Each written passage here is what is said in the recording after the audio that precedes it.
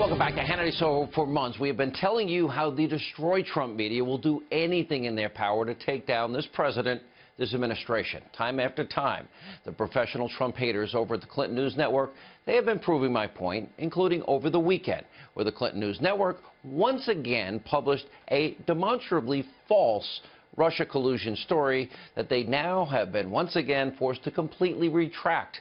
There's a major credibility crisis at CNN, and it starts at the top with the fake news chief, Jeff Zucker. That's tonight's mini monologue.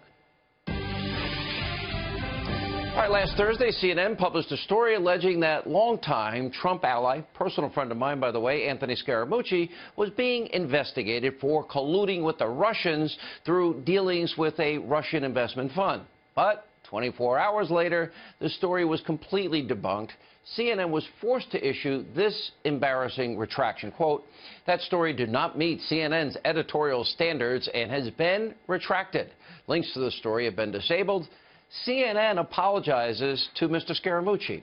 Jeff Zucker must be so proud. But the problem is, this is only the latest example of very fake news coming from CNN. On June the 16th, CNN, again, forced to delete a tweet, issue a correction after implying only Democrats prayed at the congressional baseball game prior to the opening pitch.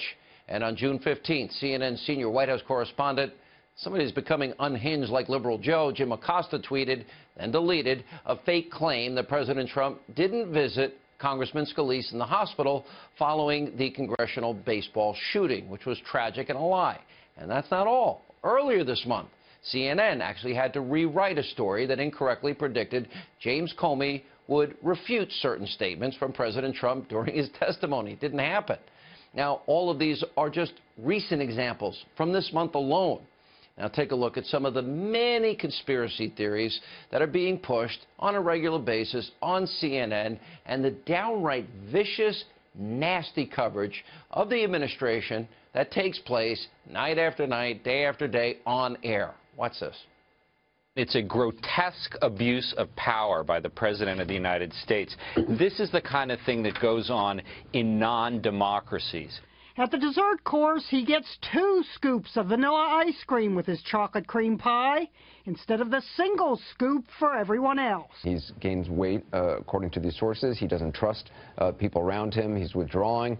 Not a good picture. If he wants to say that, Barack Obama wants to say whatever. If George Bush says, I looked in his eyes and thought he was... If he took a dump on his desk, you would defend it. Are we getting closer and closer to the possibility of yet another impeachment process? Now he's President Snowflake.